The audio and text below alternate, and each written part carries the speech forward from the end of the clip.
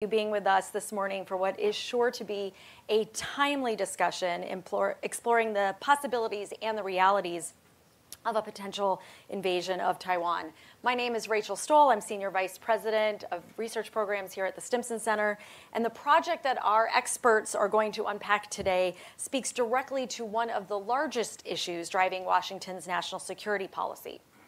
For the better part of a decade, China has served as the pacing threat for American defense planners.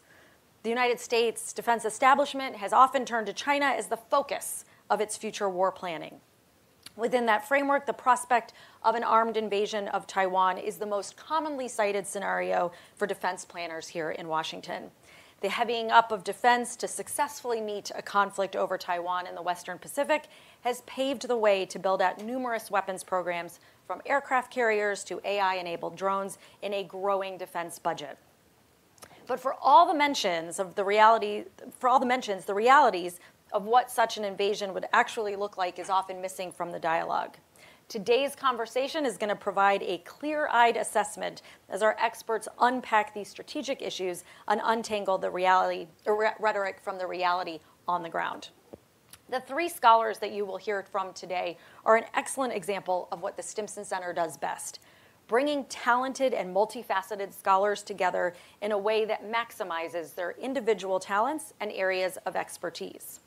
Dan Grazer is a Marine Corps veteran. He was a tank officer, which means he brings knowledge of what ground combat in a Taiwan scenario would entail. He's also a graduate of the Expeditionary Warfare School, which is the world's premier course for amphibious operations. James Siebens is the author and editor of China's Use of Armed Coercion to Win Without Fighting. He brings to this project an understanding of the strategic considerations of the region, as well as China's traditional predilection for achieving its strategic goals through means other than war. And McKenna Rollins has spent years studying Chinese military innovation and economic policies through her academic study of Chinese economics and political affairs. In short, you're in good hands for today's conversation, so I'm going to get out of your way so we can focus on the real experts here and let them do what they do best. Before we start, a couple of housekeeping notes. This event is being live streamed and recorded. It will be available to rewatch in its full event at stimson.org/events. We'll have time after we hear from our experts for questions, so I hope you'll participate. Our online audience can also participate. They can submit their questions at any point during this conversation by going to stimson.org/questions, while the audience here in DC can look out for the roaming microphone, which we'll make available during Q&A. So thank you again for joining us today, and now let me turn it over to Dan, James, and McKenna. Thank you. Thank you, Rachel. Any attempt by Communist China to conquer Taiwan by force would result in devastating consequences for the Indo-Pacific and the world. There's no reason to sugarcoat it. The threat China poses is real, and it could be imminent. We hope not, but it certainly could be. Facing these threats, we know that many countries are tempted by the idea of seeking both economic cooperation with China and defense cooperation with the United States. Now, that is a geographic necessity for many. But beware the leverage that the CCP seeks with that entanglement. China seeks to become a hegemonic power in Asia, no doubt. It hopes to dominate and control too many parts of this vibrant and vital region. China's behavior toward its neighbors and the world is a wake-up call, and an urgent one. Well, that was the Secretary of Defense engaging in classic threat inflation when delivering remarks in Singapore on May 30th, 2025. So that was less than a month ago. I did not edit that video in any way. That was exactly how the Associated Press released it. And we'll note that he started off immediately talking about the prospect of an armed invasion of Taiwan.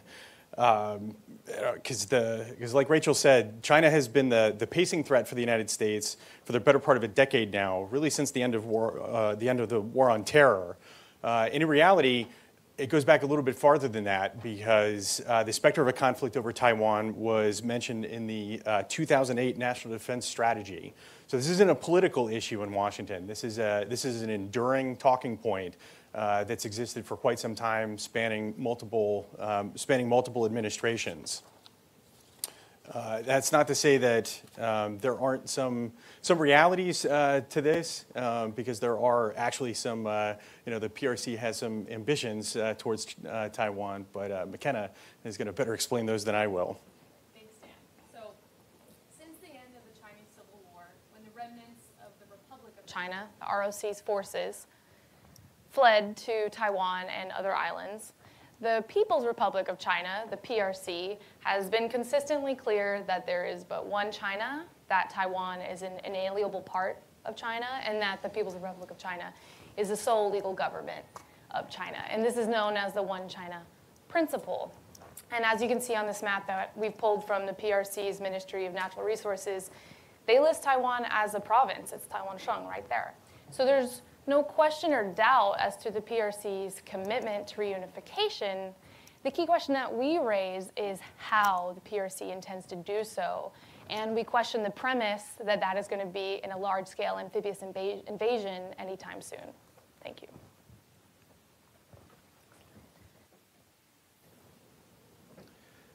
So as McKenna just laid out, the PRC's intentions to unify with the ROC, or Taiwan, are very clear. But it's also worth understanding that since the founding of the PRC, it has had a military doctrine centered on the idea of active defense, which is essentially waiting for the adversary to attack and then responding, counterattacking. And so this means that China's main strategic orientation is actually defensive, and that its emphasis is on deterrence. So it has attempted to position itself to be able to fight and win against an adversary with superior military forces by leveraging demonstrative force and also deterrence to dissuade potential intervention in what it regards as its internal affairs and to dissuade others from attacking it, essentially.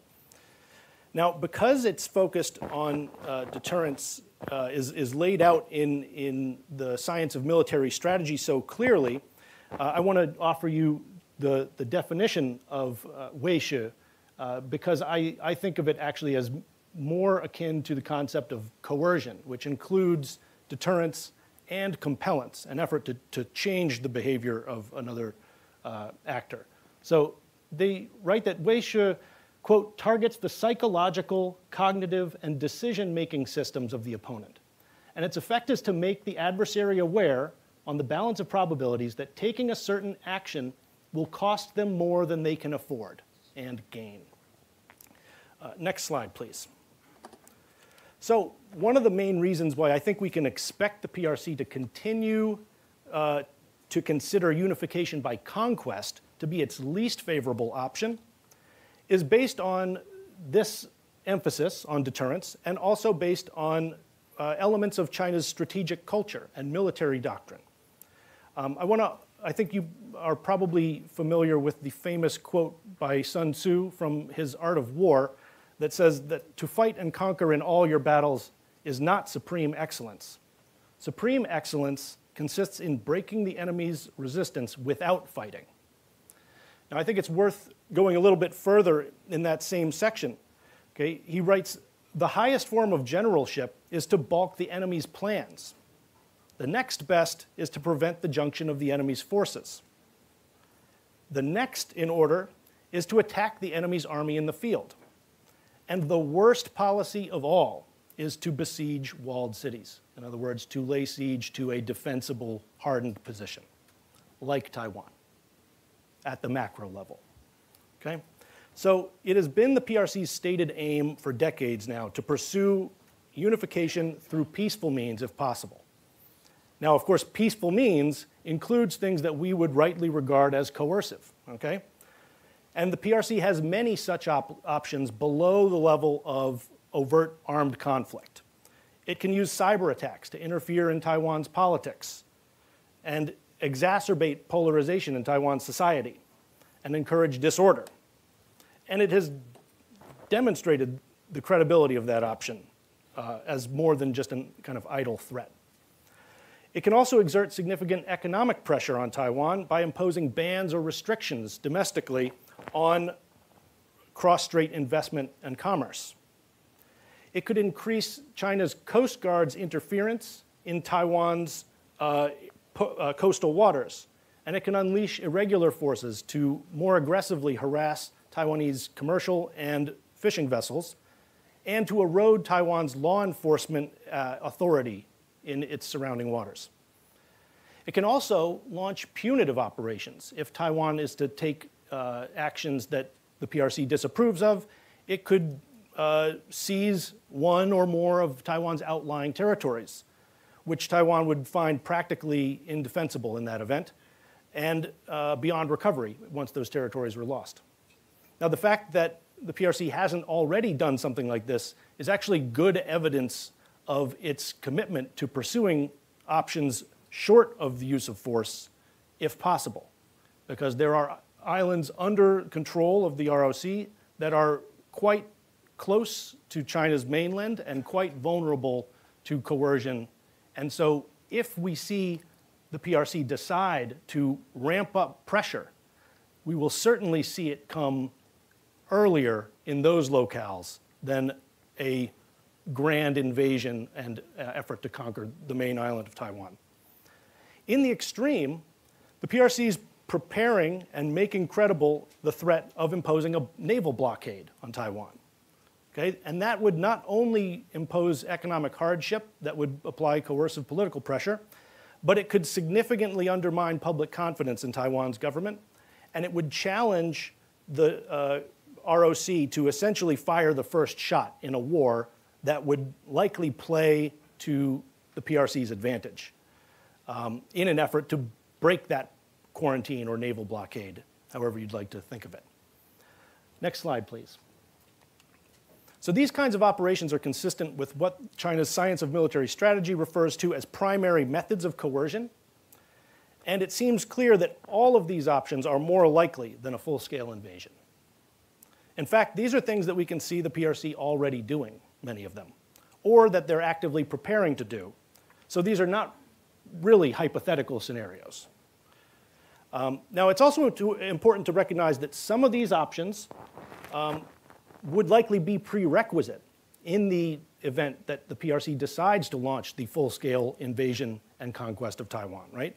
So they would engage in more limited operations to prepare the battlefield as they see it, and also to soften Taiwan's defenses in a prelude to full-scale invasion.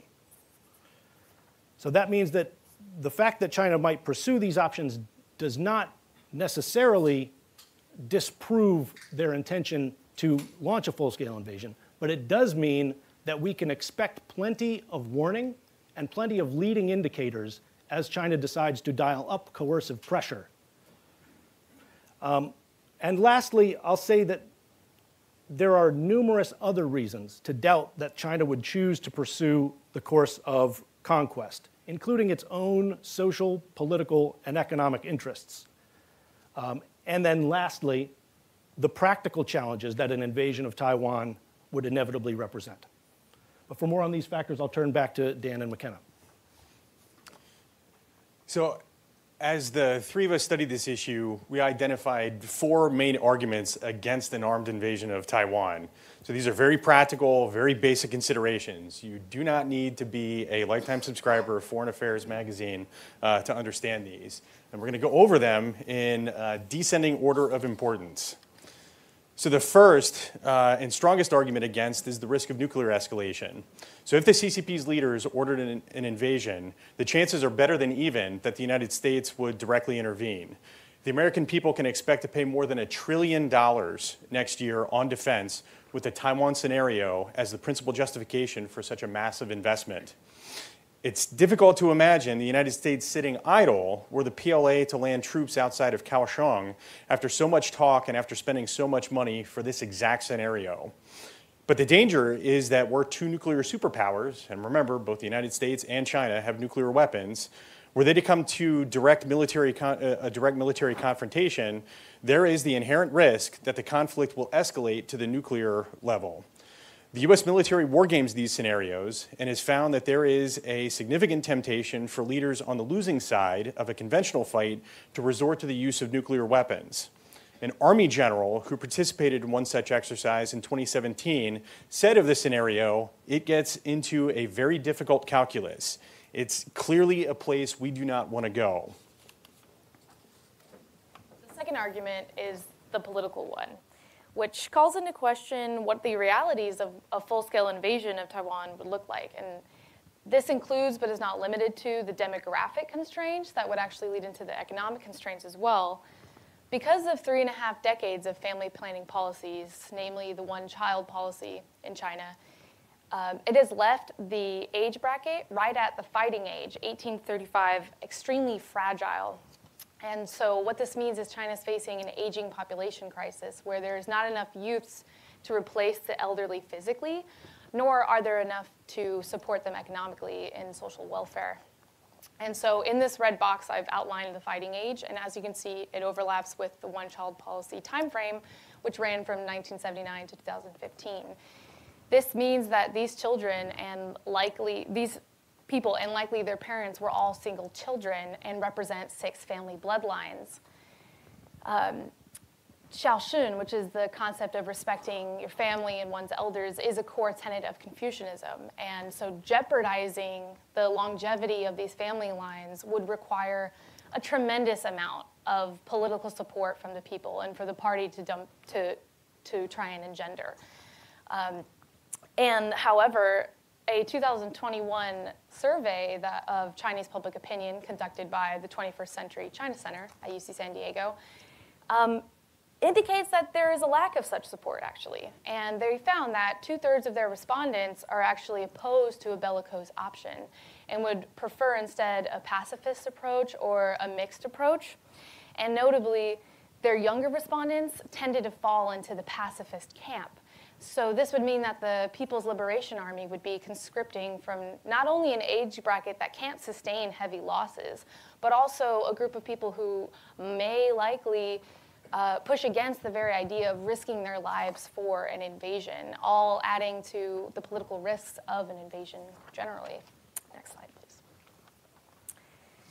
So the next argument is, of course, the economics one, because there are serious constraints that the PRC would have to contend with before, during, and after launching an invasion of Taiwan.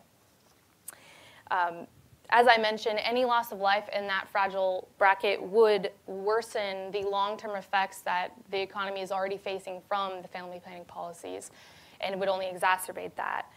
The Chinese economy has been recently stunted by a series of unfortunate events, the trade war, the pandemic, and a housing market crisis. And so in the map on the right, you can see in orange is national GDP, and it plateaus in 2020. Juxtaposed against that is GDP per capita, which is in dark blue. And you may notice that the y-axis for national GDP is in trillions, whereas for per capita, it's only in the thousands. And it's much more volatile and is actually at a relatively low place for recent decades. On the left is a chart mapping PRC military spending over time as well as unemployment. And so what these graphs show you is a steady increase in military spending, yet tremendous amount of volatility for unemployment and economic well-being. So this would just add, again, to making the party have to justify diverting spending away from fixing their economic issues towards a military operation instead. Next slide, please. Research led by Martin White at Harvard University in 2023 found that Chinese families' feelings towards the future of their wealth have actually grown pessimistically over time. And so you can see from this chart that each income group has grown substantially pessimistic since 2014. Additionally, Freedom House's China Dissent Monitor has reported a 27% increase in dissent events from 2023 to 24, with the majority of these protests being led by workers, property owners, and then rural residents. Public support for the party is associated with personal economic well-being and the government's support for traditional Chinese values, namely Confucian traditions. Yet there is evidence of growing economic uncertainty for the people, which may call into question any support they would give to diverting their attention away from fixing economic issues and towards an invasion. Next slide, please. So to delve into the economics a little bit more, aside from all the political backlash that the party may face from diverting those resources, there will most certainly be economic consequences felt by the country writ large for any armed invasion of Taiwan. This is without even assuming if the United States intervenes, or any other country for that matter, because attack on Taiwan would impact international shipping, particularly the international shipping that occurs in close proximity to Taiwan. So here I have highlighted the top export destinations for the PRC in Asia, and as you can see, they are all near Taiwan. And annually, the PRC exports $971.2 billion worth of goods to these destinations alone. So any armed conflict will put that number at risk and impact trade flows. And for comparison, in 2021, when the Ever Given cargo ship blocked the Suez Canal for 6 days only, the PRC lost $73 billion. So you can imagine something of that weight or magnified being replicated by trade flows being affected from an armed invasion of Taiwan. And this is likely to get pushback from China's export-dependent industries because it is an export-dependent economy. Next slide, please. And we can look at trade between Taiwan and China specifically and see there is significant risk for any armed invasion. Because as you can see, the number one good traded back and forth is integrated circuits. So you might imagine that any armed invasion that would impact the flow of integrated circuits across the strait would have a negative impact on China's tech sector, which is something that the party has spent a lot of resources in several years and would definitely find pushback from that. And so these are just some of the economic and political constraints the PRC would have to contend with, regardless of an international response. So regardless of sanctions or boycotts, which would definitely exacerbate any of these negative consequences on the economy, and regardless if the US intervenes or not. So all of this would just add to the risk and cost of actually launching an invasion. Right. So the strategic argument, the political argument, and the economic arguments are all three really, really strong arguments against China invading Taiwan. But the fourth argument is the practical military argument against. I argue that this is the weakest of all four of the arguments, but as you're going to see, and as we go through and like step by step, I think you're going to see that it's still a really strong argument against an invasion. And because the Taiwan scenario is the pacing threat that drives so much decision making, I think it's very important for everyone to fully think this scenario out in a step-by-step manner so we understand and we're crafting the right strategies.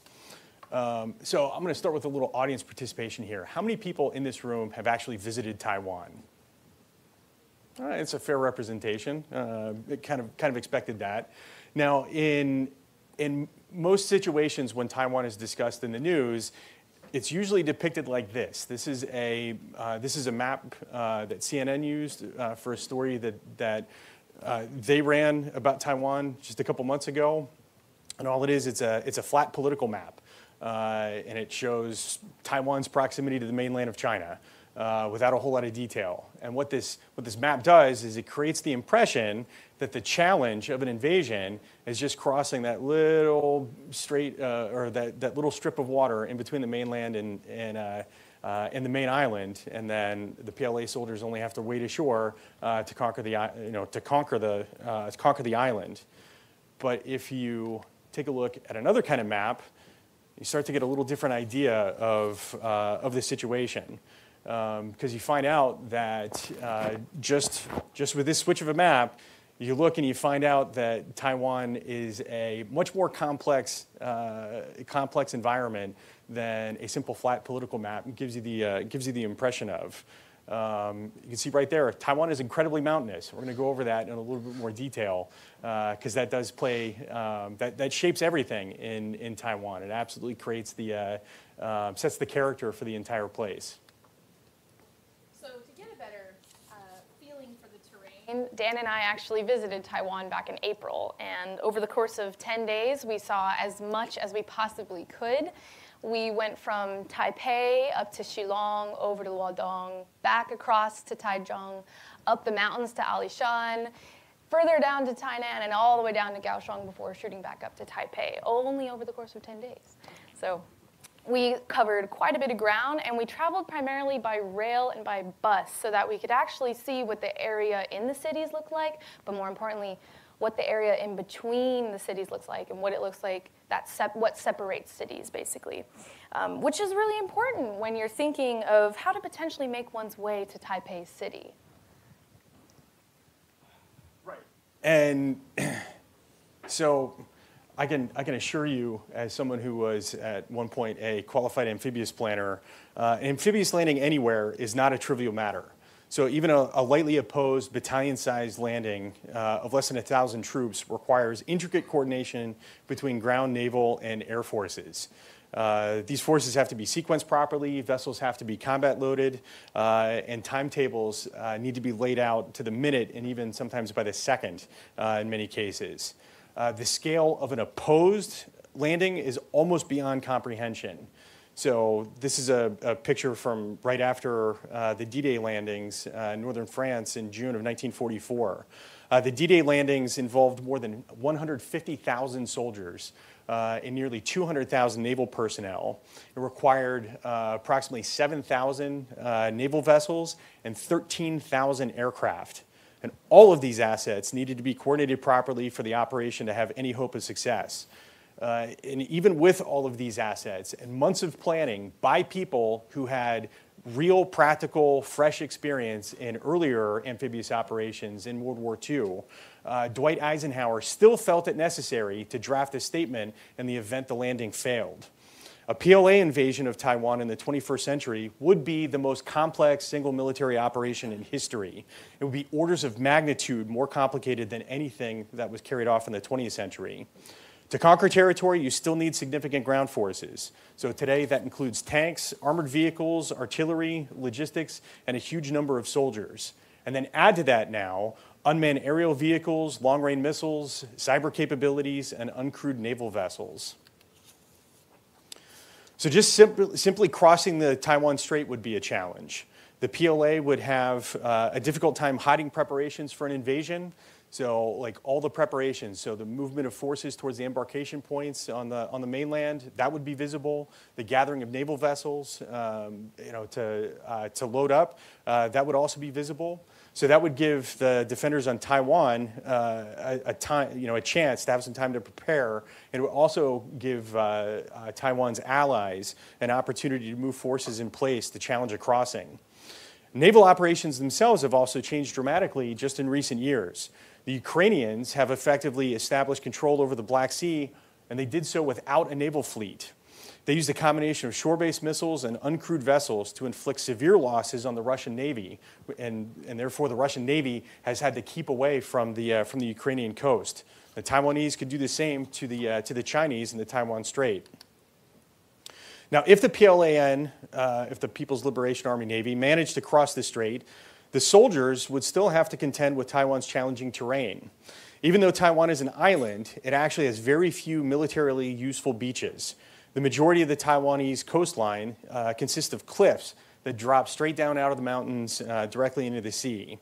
So those beaches that do exist all present a problem for an amphibious force, because none of the beaches have the kind of ground behind them a force would need to effectively stage forces for follow-on operations. Because generally the sequencing goes, when you plan for an amphibious operation, you have to make it to the landing beaches, then you have to establish a beachhead, and then you have to defend that beachhead while you transition more combat power ashore, so you generate that combat power for the subsequent breakout operations.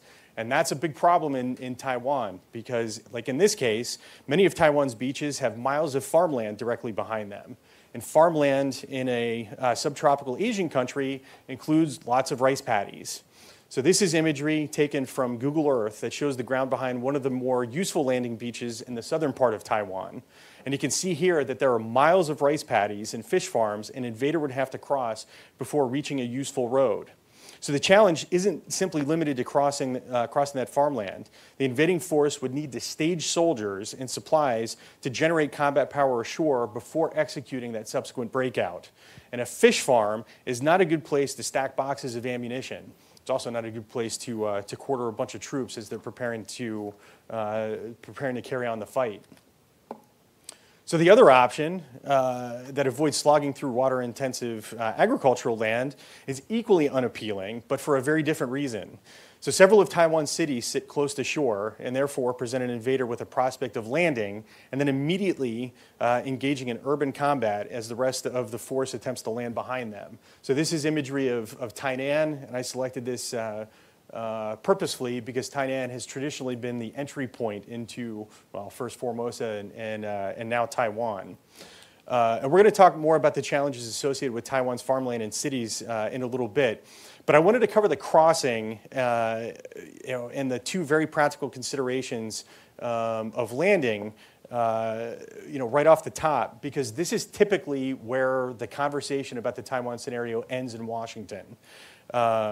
Presumably that's because American involvement in this conflict is usually framed in just air and naval terms. But the People's Liberation Army planners have to think about what happens after the landing because it doesn't make any sense just to capture a beach. They actually have to conquer the country. And that's where the real challenges of this scenario are actually found. So to get a better idea of what Taiwan's land usage breakup actually is, here are two maps, one showing population density and one showing land usage by type. So as you can see on the map on the left, Taiwan's cities are not only large, but they're very dense. And for reference, in 2020, Taipei's population density was 9,500 people per square kilometer. New York City's was 11,000. So it's almost about the same size as New York City. And so you can imagine New York-sized cities lining the western coast of Taiwan. But on the right side, you'll see land usage showing rice paddies and crops in the same areas because agriculture is sprinkled in between cities and even in between high-rises. And so they've really utilized every inch of arable land that they possibly can. Right. So a simple fact about Taiwan that many people who have never been there and don't know is that Taiwan is an incredibly mountainous island. So the Central Mountain Range covers about 60% of the land surface. It's a very beautiful region, but it is not well suited for significant development or for any large-scale military operations. Taiwan's mountains are also very impressive. They are the tallest in East Asia. Yushan, or Jade Mountain, is nearly 13,000 feet tall. It's actually just out of the frame here. This is a shot watching the sunrise over the Central Mountain Range. But the mountains just go on and on and on. They really do give the island its character, and they also literally shape the patterns of life and how land is used. So I snapped this picture from my hotel room in Ludong on the East Coast. And it's illustrative of how Taiwan's mountains are almost always in frame, just looming in the background. McKenna took this shot from a spot overlooking the northern city of Shillong. And you can really see here how every available square inch of flat ground is used for development because they have to cram in a population of nearly 24 million people into the available ground for building. And so you end up with a lot of scenes like this where cities are just kind of wedged in to wherever they fit in the landscape. So I like this picture because it's very illustrative of showing Taiwan's complex terrain outside of the cities and how transitions tend to be quite abrupt. Now, putting on my tanker goggles once again, this kind of terrain actually terrifies me as an attacker because I look at this and I can see really only a couple places where I can go. So I'd be able to go on the roads, like through around the farmland in the center of the frame. I'd be able to go through the little village on the roads. But everything else is no-go territory for me. I'm not going to take a tank up over those mountains that are covered in a blanket of dense jungle. And I'm certainly not going to take tanks through the rice paddies. So for an attacker, this is a very dangerous environment. For a defender, this is about the best ground you can possibly imagine, because you have defenders all up in the mountains just raining shots down on the exposed tankers who have no place to hide in that scene. We talk a lot about Taiwan's agriculture and specifically rice paddies, because along our journey we could see the rice paddies for miles and miles and miles, or again, in random places that you wouldn't expect, like in between buildings. And they're very distinct because at that time in April, they were bright green, and they would have rows of the water reflecting the sky above, just signaling them to you from miles away. And for reference, in 2024, Taiwan planted 250,000 hectares of rice alone. And this is important to know because a rice paddy is surrounded by a retaining wall of about 3 to 4 feet, but inside that is roughly 20 to 30 centimeters deep of water, but then more importantly, mud. So the British learned a very hard lesson in Korea during the Korean War, that tanks and rice paddies do not mix very well. So this is a picture from 1950. It shows a British Centurion tank in the distance there that got stuck in rice paddies, and this is a recovery vehicle in the front that's trying to winch it out. And you'll notice that the soldiers, the crewmen, are out of their vehicle because you have to get out of the vehicle to rig a tank to tow. And I can personally attest to the difficulty of recovering such a tank. So 18 years ago, I'll tell you a little, it's not exactly a war story, this is a training story. But 18 years ago, one of the other platoons in my tank company down in Camp Lejeune, North Carolina, got a vehicle stuck in the mud. It took 2 days, and both of the company's recovery vehicles to pull that vehicle out of the mud in a very unpleasant little impromptu training exercise. So let's imagine for a second that the Taiwanese managed to overcome the challenge of crossing the strait, and then overcame the challenge of finding an appropriate landing beach, establishing a beachhead, and generating combat power ashore, and then just fighting, and then conducting the break, and then attempting to conduct the breakout from the beachhead. They then have to overcome the challenge of conducting movements overland. So I think we've firmly established that tanks cannot drive in rice paddies. One of the very first lessons I learned when I was going through armor school in Fort Knox a very long time ago now was tanks don't go where cattails grow. Tanks and marshy terrain just do not mix.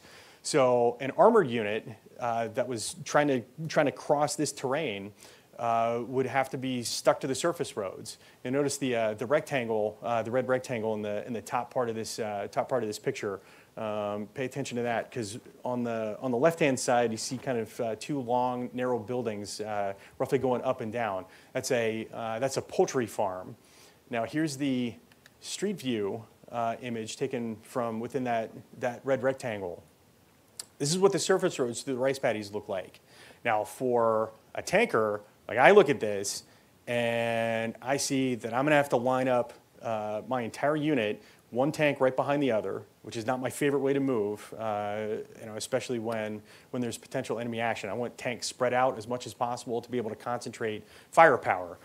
When we're all lined up, we have to minimize firepower because you can't shoot tanks, you can't shoot over the tank in front of you, basically. So armored vehicles would have to line up in a row straight down the middle of this narrow road. You can't go off the side because you look, there's the drainage ditches on either side, which is just about the exact right size to swallow up tank treads. So if you get a driver gets off to the side, that tank's going to drop down. It's going to high center, and it's going to get stuck there. And it would take a wind. You'd have to lift with a crane. You'd have to lift that vehicle up to get it recovered from there. If the driver turned really sharply, he'd be able to go over that, but then he'd just be stuck in the mud.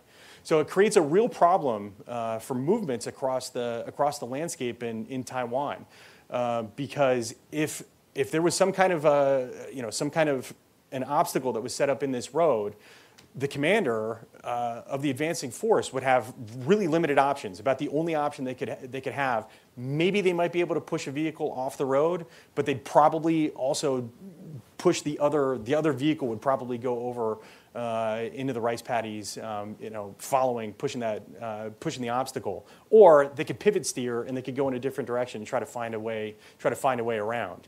Well, when you do that, anytime you turn like that, you're just creating opportunities for a defender to shoot the vulnerable parts of the armor in your vehicles.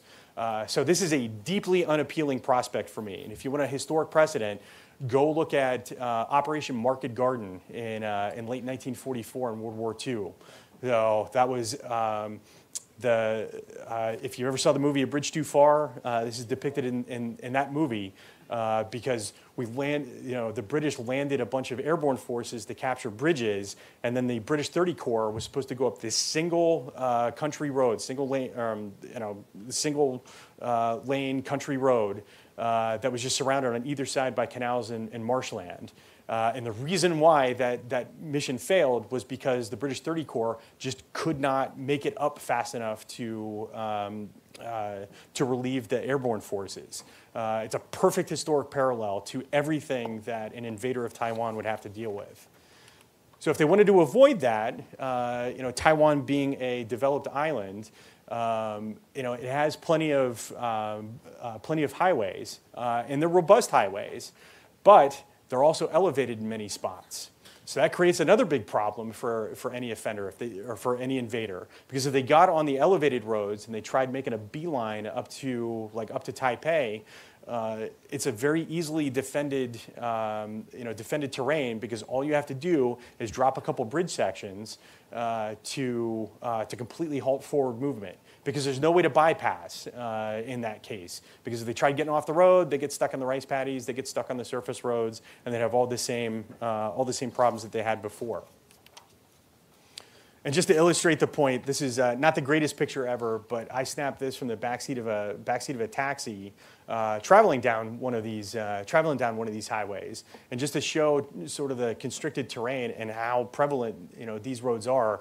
So we're traveling in one direction on this highway, while the traffic going in the opposite direction is up above us, because they literally had to stack the highways through this narrow canyon. All right, so another challenge that's thrown up by the island itself is the restricted terrain. Like I said, Taiwan's covered in mountains. Well, these mountains, they jog out towards the coastline in many cases. So if an invader landed in the south part of the country, which is the more likely scenario, to happen, because it'd be next to impossible to land directly in Taipei. So they land south of the city, and then they overcome all the obstacles to try to fight their way north. They have to contend with all the choke points, the natural choke points that are created by the mountains as they jog towards the coast. And in one case, a significant portion of Taiwan's armor units are actually permanently stationed directly at one of these choke points, to take advantage of the natural defensive terrain. And so any potential attacker, would have to overcome a lot of those obstacles and blast their way through these choke points. But even if they do blast through those choke points, then they're still stuck with Taiwan's very broken and difficult terrain on the other side. And also, speaking of restricted terrain, Taiwan's east coast, the Yilan Plain, kind of towards the northern part of the east coast of the island, offers up some really beautiful beaches. So that's me standing on one of those beaches about midway, in the plain there, and the beaches were quite lovely. And I thought, hey, you know what? This might be a viable option. And they might be, an invader could potentially use those beaches to establish a beachhead, but then behind that, there's still the problem of there's two major cities, Ludong and Yilan, in the plain, and then there's a lot of farmland in between. So even if all of that was overcome, any invader would be stuck in that plain, because that plain is completely surrounded by mountains. The most direct route to Taipei, which is off the screen towards the northwest from there, is Highway 5. And that rectangle, McKenna and I took the bus from Taipei over to Ludong. So we traveled that road. And that rectangle, that last part of the highway leading into the Yilan Plain, that's a tunnel. It's a 10-kilometer long tunnel that any potential invader would have to travel through just to try to approach Taipei. And the rest of that highway isn't any better, because as soon as you get out of that tunnel, and here's a picture of the entrance to that tunnel from the west heading east. You get through that tunnel, and then there's this really long bridge right behind it that you had to cross. And where there isn't a bridge crossing a narrow, deep river valley, the highway is just like carved into a shelf on the side of mountains. And it's like that for the entire route in between the cities.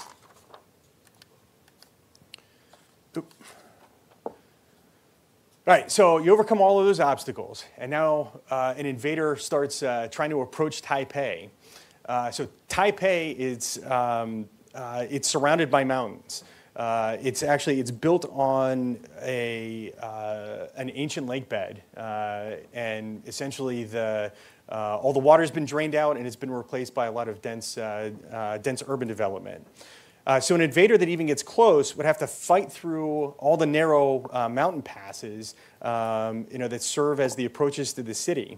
And like everywhere else in Taiwan, each available inch of flat ground is put to use. So one of the river valleys that provides one of the better approaches into the city, one of the wider approaches to the city, I should say, it's highly developed with what is effectively one long, narrow city with a meandering river snaking through the center of it. So an attacker would have to overcome all the natural and man-made obstacles through that valley, blocking forward movement, while simultaneously contending with defenders, firing on them from the mountains that overlook both sides. All right, so even if an invader overcame all those obstacles, they crossed the strait, they established the beachhead, they generated combat power ashore, they figured out a way to conduct a breakout, they figured out how to overcome all the natural obstacles created by the cities and rice paddies to fight their way north. They blasted through the choke points, and then they braved the approaches to Taipei. Their reward is then fighting in Taipei. And this is what the city looks like from the observation deck of Taipei 101. So Taipei, the Taipei proper is actually relatively small with approximately 2.6 million people. But the entire metro area that includes New Taipei and Shillong and sometimes Taoyuan is thrown in there. But the larger, Greater Taipei has over 7 million people with a population density of over 9,000 people per square kilometer. So the city is incredibly dense at street level. And it rises, pretty tall. I mean, we're standing on here. We're on the 91st floor of one of the tallest buildings in the world, so we're overlooking a lot. But at street level, Taipei just jumps out of the ground up in the sky. And so the People's Liberation Army planners would have to prepare to fight through Taipei. These would have to be contingency plans. And just to give you an idea of the scale of urban combat, let's talk about the Second Battle of Fallujah in late 2004. So the city of Fallujah is approximately 25 square kilometers, and it's surrounded by flat, open desert. Few buildings in that city rise above 2 stories. American military planners isolated the city prior to the battle and ordered all the civilians to evacuate before the assault. The actual battle was fought by the 1st Marine Expeditionary Force, which was heavily reinforced with units from the U.S. Army, the British Army, and reconstituted Iraqi Army forces. It took a month and a half for nearly 15,000 coalition troops to clear that city, which was defended by approximately 4,000 insurgents. Greater Taipei is nearly 100 times the size of Fallujah, just in terms of square kilometers. And a significant portion of the buildings in Taipei rise more than 20 stories. It would take a huge force to capture Taipei. The ratio that American military planners use when planning for a deliberate assault against a planned defense is 3 attackers for every 1 defender. If the entire ROC army of 1.6 million were to contest the invasion, the PLA would have to send nearly 5 million soldiers, which is about 10 times its current size. And here's another very important practical consideration. Taiwan is in an earthquake zone. So the country has very strict building standards, especially after the 1999 Chi earthquake. Last year, on April 3rd, 2024, a 7.4 magnitude earthquake struck the eastern city of Hualien. The quake caused 22 buildings to collapse all around the island of Taiwan. The story here in the United States disappeared within 2 days because Taiwan's infrastructure handled the quake effectively and damage was slight considering the strength of the event. For comparison's sake, for those of you old enough to remember this, the 1994 Northridge quake in California was a magnitude 6.7 and caused massive damage, including collapsing large freeway segments. And I bring up this point only because cities robust enough to essentially shrug off a 7.4 magnitude quake will also take that much more combat power to subdue. So in laying out all of these kind of inherent operational challenges that an invading force would face, I think the important thing to take away is not only that those challenges are,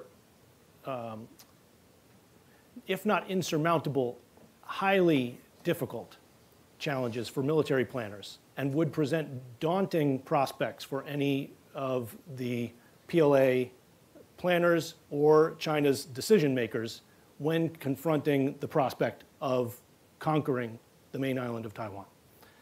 But also, China has many more operational options aside from that conquest scenario that it is much better situated to pursue and in fact better practiced at implementing, including at the high end, that blockade scenario that I think is kind of also part of this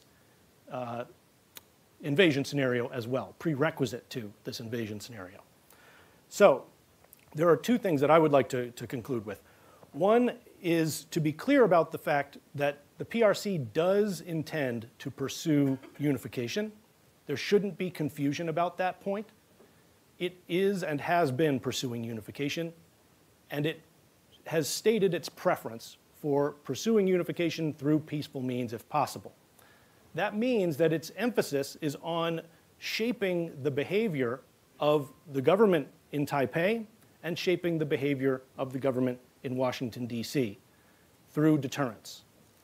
It is clearly attempting to deter Taiwan from taking formal steps at secession, to permanently separate from China as a matter of principle. And it is also attempting to deter the United States from encouraging independence or affecting the permanent separation of Taiwan from the mainland. That's the first point, because it means that the decision to attack Taiwan, to escalate against Taiwan, will not only be based on a calculation made in Beijing, but also by calculations made in Taipei and Washington, D.C. There are steps that can be taken by Taipei and Washington that could cause escalation, that China is not pursuing escalation in an acontextual manner. It is pursuing escalation for purposes of shaping those decision calculus. Lastly, China is pursuing unification through political warfare and through coercion and coercive diplomacy. So if the United States wants to support Taiwan, it must first grapple with how to support Taiwan against the things that China is actually doing in real time, not a fairly far afield prospect of a large-scale invasion. As I said earlier, there would be plenty of warning if China decided to embark upon that campaign, and that campaign would first require a softening of Taiwan's defenses, We would see seizure of outlying territories. We would see escalation of coercive measures first, well in advance. So, rather than fixating on this option that China is least inclined to pursue and least capable of executing, and that is least likely to succeed, I think that we should place more emphasis on the variety of other options that we've laid out below the threshold of war. And so we just want to leave you all with 3 takeaways before Dan takes it home with the conclusion. First, don't prepare for the wrong war. Second, remember the political and economic constraints. And third, question the premise. Always question the premise. Right. Just to drive that last point home too, like I get it. What we're saying here today very much goes against the the accepted narrative here in Washington. But just because a lot of people say the same thing doesn't mean that that thing is right. And so the prospect of China invading Taiwan has really devolved into nothing more than a talking point here in Washington that nobody questions. It's just thrown out there. That's the premise, and then everybody just kind of argues the details, within that. And again, like nobody really seems to take any time to think about what would this actually look like. Particularly, what would this look like from the perspective of a People's Liberation Army planner? But the Taiwan scenario does serve a useful purpose here in Washington. It justifies virtually every conceivable weapon system. A fight over Taiwan would require a huge naval fleet, stealth aircraft, autonomous weapons, cyber capabilities, and long-range munitions. Like I said before, the American people will almost certainly pay more than $1 trillion next year on the Department of Defense's base budget, with defending Taiwan as the principal justification. But a reasonable question to ask is, why hasn't an invasion of Taiwan happened yet? The status quo has existed for 76 years now. What are the Chinese waiting for? It's not like their chances of success actually improve as time goes on. In fact, it's the exact opposite. The chances of success in this scenario are diminishing almost by the day as technology improves and proliferates. For all the reasons we laid out here today, I just don't believe the CCP's leaders are foolish enough to order an invasion because the risks far outweigh any potential rewards. Hyping up the purported threat to Taiwan to justify greater defense spending here is dangerous, though, and beyond the mere wasted resources, which is why I think it's important for people to understand the realities of the situation. There is the inherent risk of an arms race. The United States is undertaking both a conventional and nuclear arms modernization effort right now. China is likewise building up its own forces. And as both sides treat each other with suspicion, there is always the risk of a miscalculation. Again, I'm old enough to remember what the big international incident story was prior to the terrorist attacks on September 11th. It was the April 2001 Hainan Island incident when a U.S. Navy P-3 reconnaissance aircraft collided with a Chinese J-8 fighter over the South China Sea and was forced to land at a Chinese air base. That incident was resolved after 10 days when the United States issued a statement of regret for the death of the Chinese pilot and for entering China's airspace. The entire episode was a tense moment which could have easily escalated had leaders on either side handled matters differently. And if we keep ramping up tensions the way that we are right now, a similar episode could easily spark a conflict. Another equally dangerous phenomena will also result. While I believe a direct conflict with China is unlikely, there will always be another war, unfortunately, someplace. And when that inevitably happens, we will hear the ghost of Don Rumsfeld telling us, you go to war with the army you have, not the one you want. So we're going to spend $1 trillion a year buying F-47s and 4-class aircraft carriers. The Marine Corps has already reshaped itself specifically to fight this one very specific scenario. When the United States inevitably goes and fights someplace else against a less sophisticated adversary, we will employ the weapons designed to fight this scenario in a very different kind of war. And just as happened in Iraq and Afghanistan, the United States will lose in the moral dimension of conflict from the very beginning. because sending aircraft costing more than $100 million to drop GPS-guided bombs against tribal fighters isn't just overkill, it creates the ultimate Goliath versus David situation. The United States needs a responsible defense policy based on realistic strategy assessments. I understand the desire to cover all bases. There are plenty of people who believe that by preparing for the worst-case scenario, the military will be ready to handle any situation. But that is simply not the case. What we end up with is a military force that is prepared for the wrong war and is too sophisticated to fight the kind of wars that actually do happen. So with that, we're happy to take your questions here in the audience and questions from our online audience as well. All right, there's a microphone that'll be coming around about right up front row. Thank you. Ken Moriyasu from Nikkei Asia of Japan. So I have a feeling, first a comment, fascinating presentation, thank you. But aren't we looking at the scenario through our eyes? Like, the operation will be difficult, therefore Beijing will calculate the risk-reward.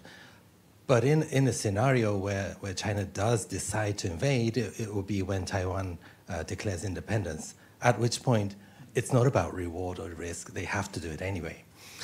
And my question is, if they do it and they actually manage to reach Taipei and occupy Taiwan, and now it comes to the American part, how the difficulties that the PLA faced in occupying Taiwan, that applies to the US going in and trying to reverse the situation. Is it possible? How difficult is it for the Americans to reverse the occupation just through conventional means? Does it have to escalate? Shouldn't we be talking about that aspect too?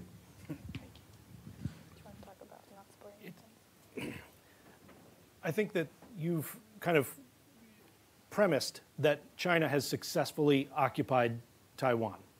And that is the premise that I think we're challenging, that is not an easy prospect and not a prospect that we should expect, actually, because prior to that, if Taiwan were to formally declare independence or change its constitution to otherwise define itself as separate from China, China would respond somehow, some way.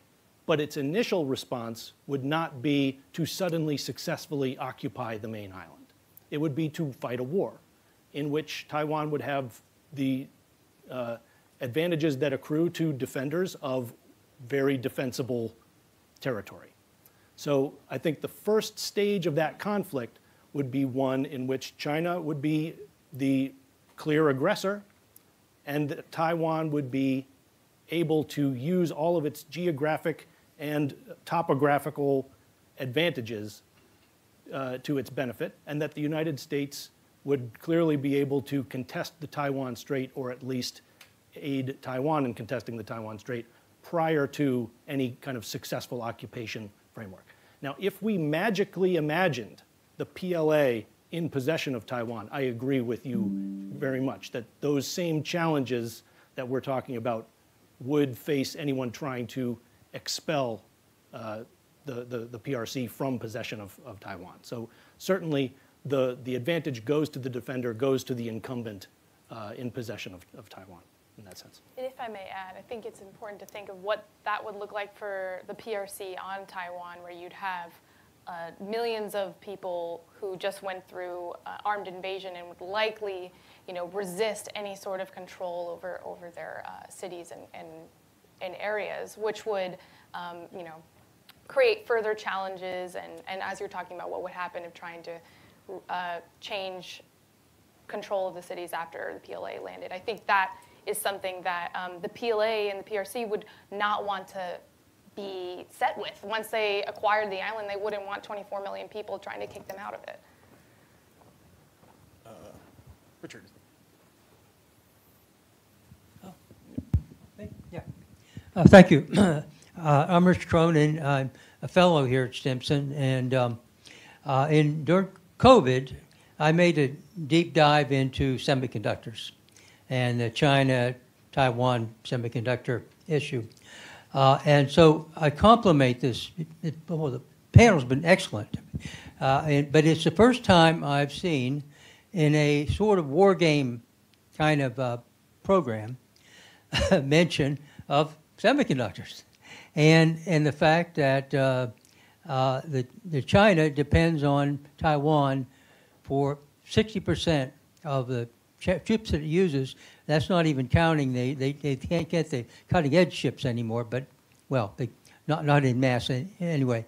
But the thing is that the Chinese have the largest electronic assembly industry and the largest motor vehicle industry, and there's no way that they could even capture those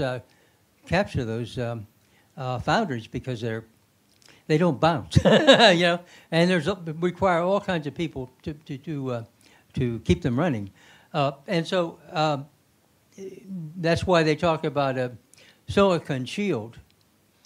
But again, when I read about war games and all that, and I never get what you've gotten to. And just one other thing, in a bigger picture kind of way, the Chinese Navy is it's going to be a regional Navy. It's blue water's not quite yet, but regional, up to at least up into and beyond the so-called first island chain. But there are two choke points to get out of there: the Miyako Straits between the Japanese islands, and I forget the name of the strait in the south near Philippines. And so this is my question. Well, my observation is exactly what you're talking about, and that is why are we, in large, the military, the foreign and security communities, policy communities, why are we taking this trip, and why have we been taking it for so long? And particularly because if there's a war with China, it's going to be over those straits, and it would be both armies would be going around MacArthur-like island, hopping, rather than trying to actually fight on Taiwan. So, thank you very much. I appreciate the opportunity.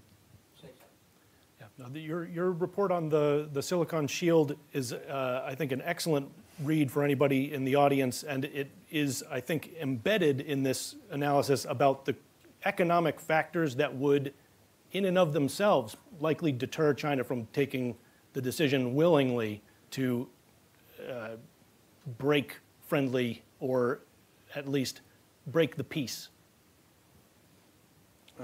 Sir, third row.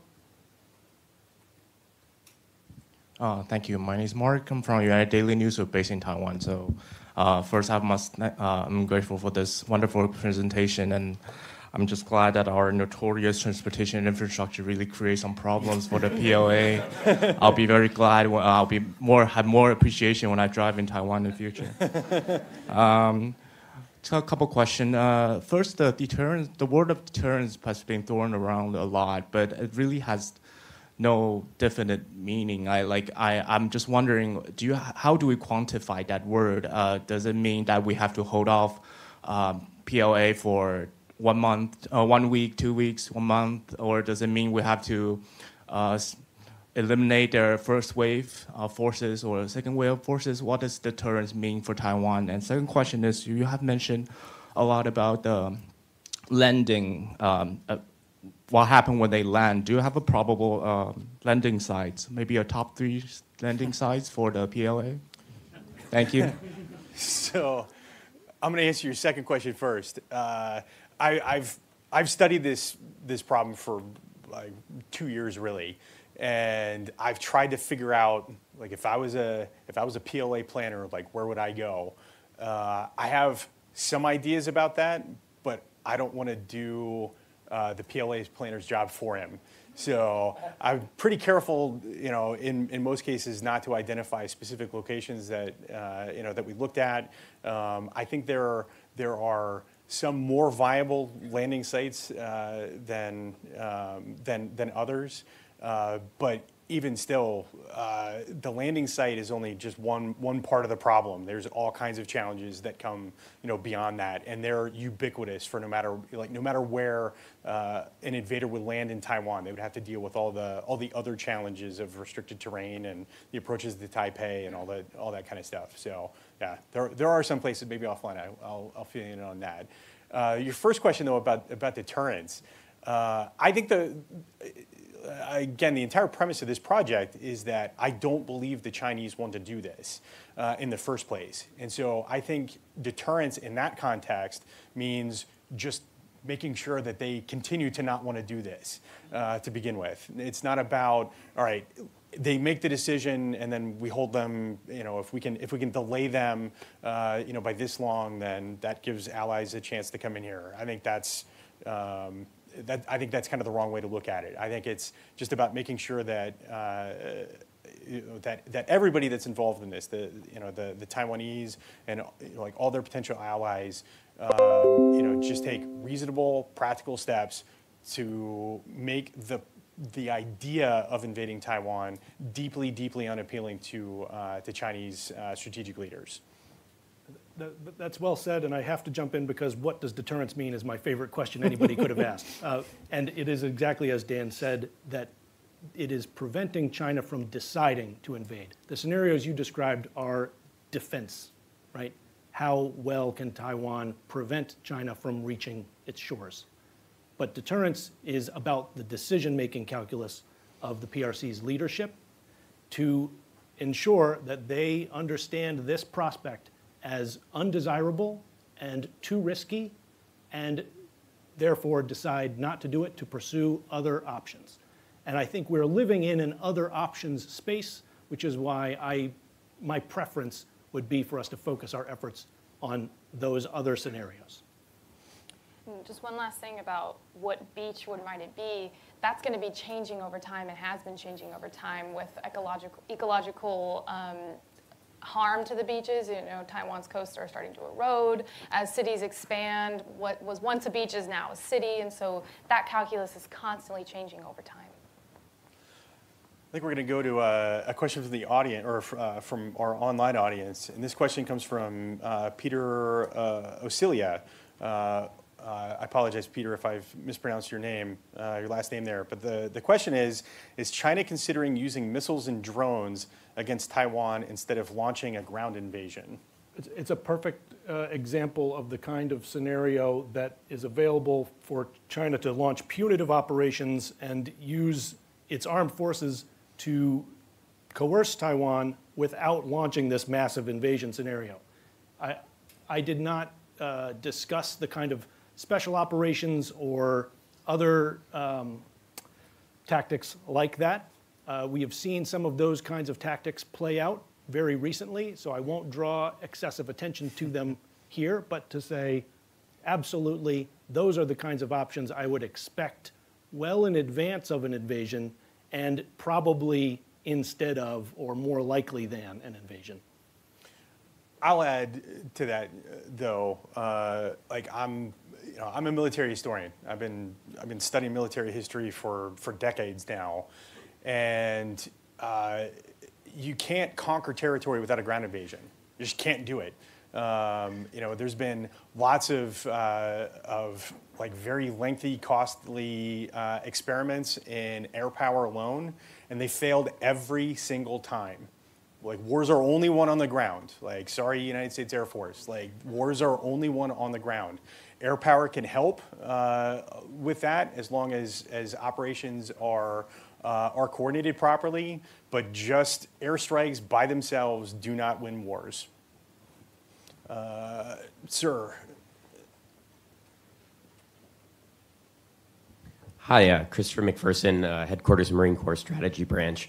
So I think you've done a very good job of laying out why a cross-strait invasion is fairly unlikely. But in that case, what would you recommend be the military or the whole of government approach to denying the what you say is the most likely course of action, the coercive campaign, be that political warfare, cognitive warfare.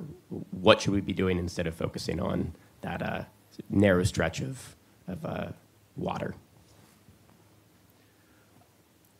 Focusing on the narrow stretch of water is a good place to start.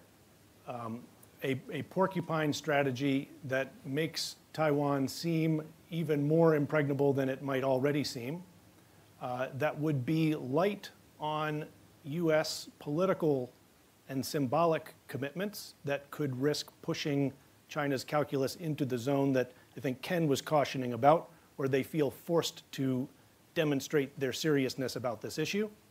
I think this is the principal challenge that we face, is striking a balance between improving deterrence and Taiwan's practical ability to defend itself in the unlikely scenario that it was invaded or attacked, versus respecting the policy that has kept us out of a war with China this whole time.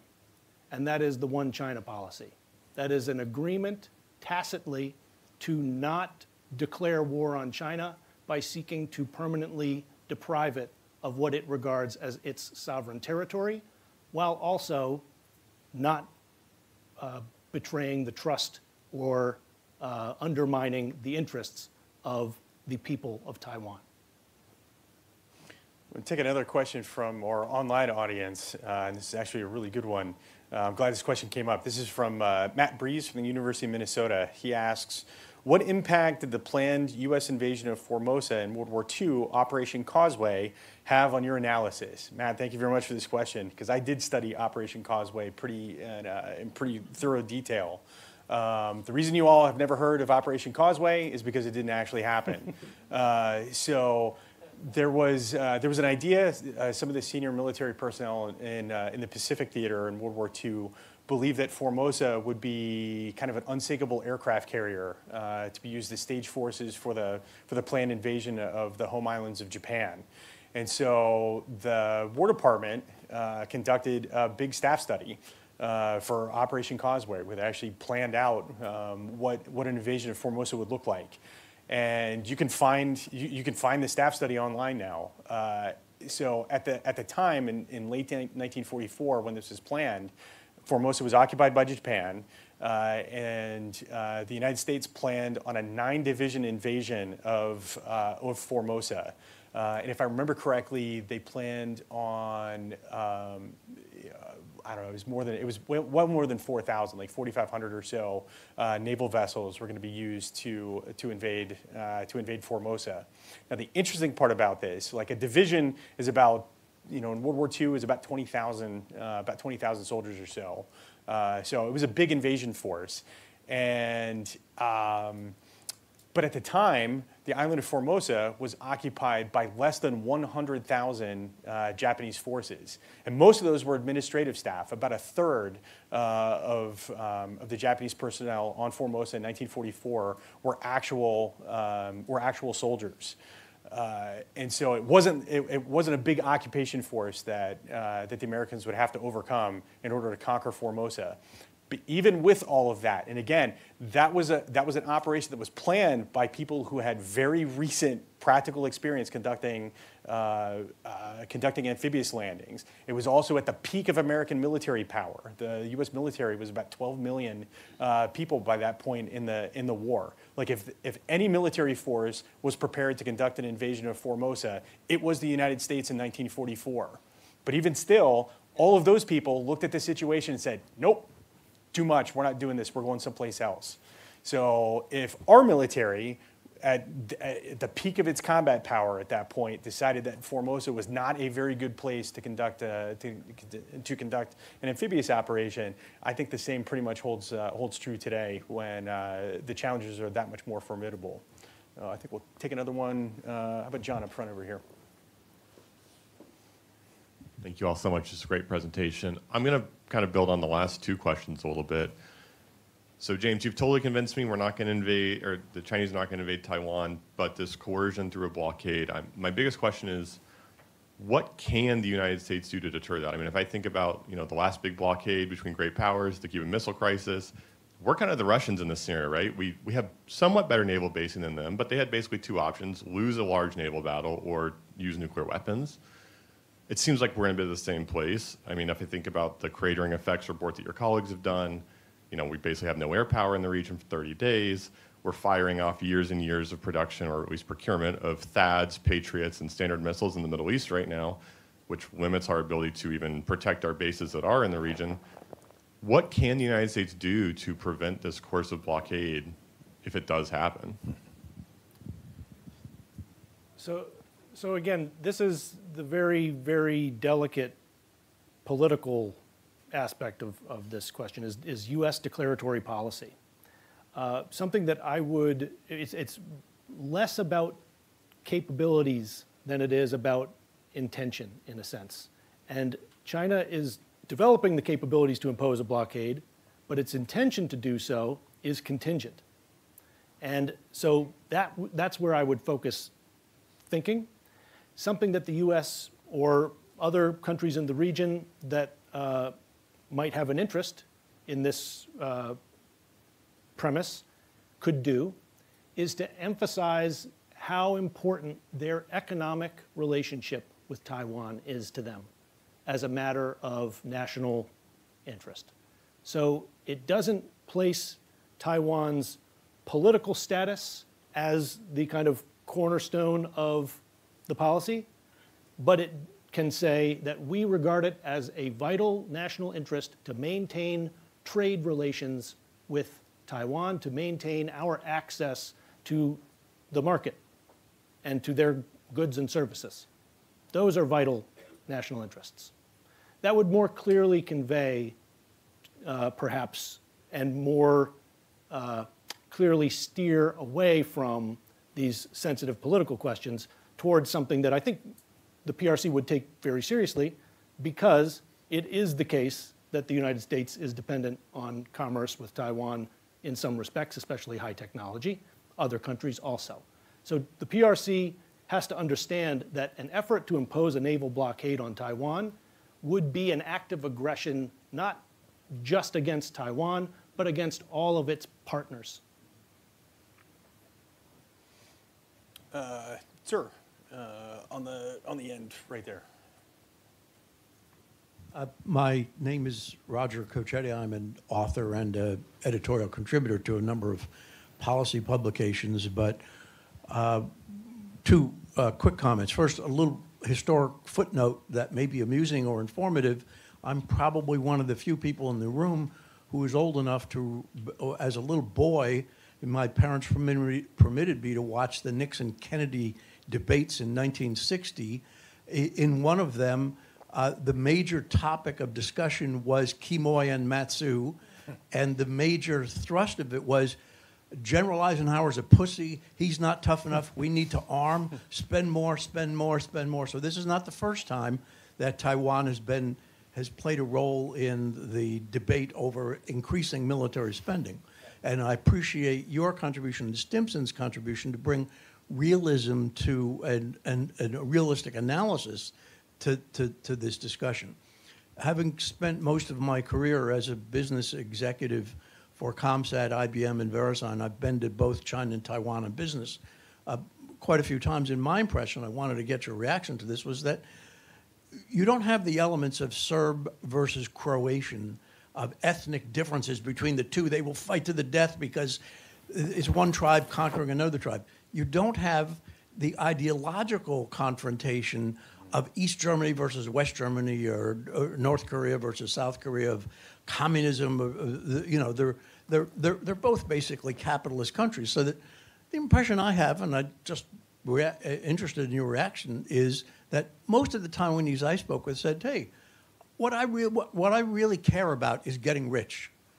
If I can get rich by unifying Taiwan with China, great." And most Chinese, mainland Chinese, felt, what I really want is getting rich, and if having Taiwan separate gets us richer, then fine. But I didn't see any ethnic conflict. I didn't see any ideological conflict.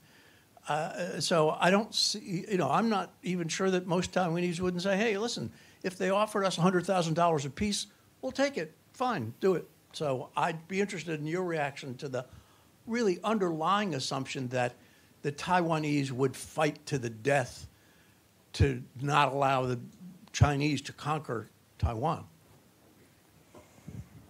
That's a great points you've made. You may have set off some flares amongst different groups, amongst different Taiwanese groups, because I think it does differ in Taiwan on your political orientation per se. We see if you align with the DPP, you might be more inclined to see yourself as Taiwanese, which is separate from Chinese. The KMT tends to have a little bit more of a different background understanding of Chinese versus Taiwanese. So I think it is not a black and white issue. It is not Taiwanese and Chinese. It is a very complicated issue, and I mean, you have Taiwan, which is the Republic of China, which technically says it lays claim to all of mainland China. So, and I mean, we even visited museums in Taiwan that have ancient artifacts from the mainland. So you do have so much interconnection across the strait. And I do think that nobody wants war, generally. But it depends on the situation. Of course, if you have someone laying siege to your city and they're not going to differentiate between you and a fighter because whatever the circumstances are, I think it's much more complicated. But kind of tying back to what Ken was asking about, what would it look like if an invasion was actually successful?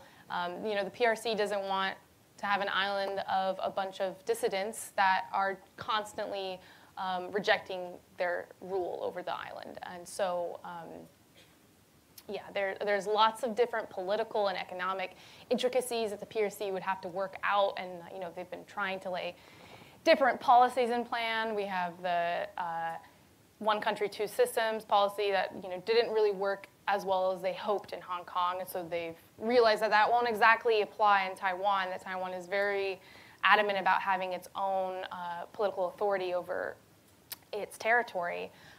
So the PRC would have to somehow work out a very, delicate law that basically says you are our province, but you control yourself. That's a hard question for the PRC to try and answer. I think we have time for one more question, and James, I think this is a good one from you from online audience member Nirmal Verma. The question: a number of analysts have recommended that the policy of strategic ambiguity should be changed to strategic reality. What is your view?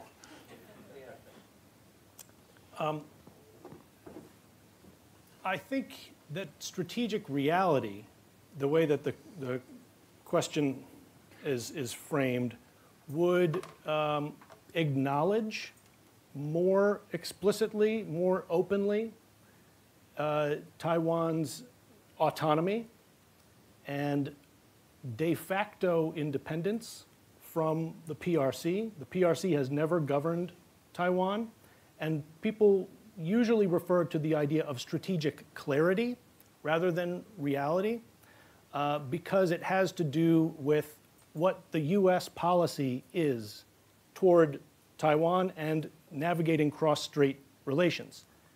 In 1979, the United States established normal diplomatic relations with the PRC and severed diplomatic relations and nullified a defense treaty with the Republic of China. This was a switch in recognition, and it committed to thereafter having political recognition of the PRC as the one legal government of China, and that it did not contest China's view that there is only one China. The PRC has been very explicit this whole time that its single most important issue with the United States and with relations with the United States is the Taiwan issue, and that it would oppose any effort to separate Taiwan from China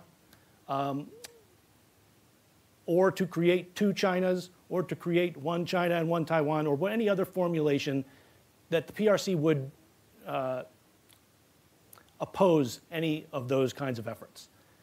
So, strategic reality is that we are in a frozen conflict, effectively. And recognition of the frozen nature of the conflict, that the Chinese Civil War remains unresolved in the eyes of the PRC, and that is largely the United States doing because we interrupted the continuation of that Civil War. There's more history there than we have time for here.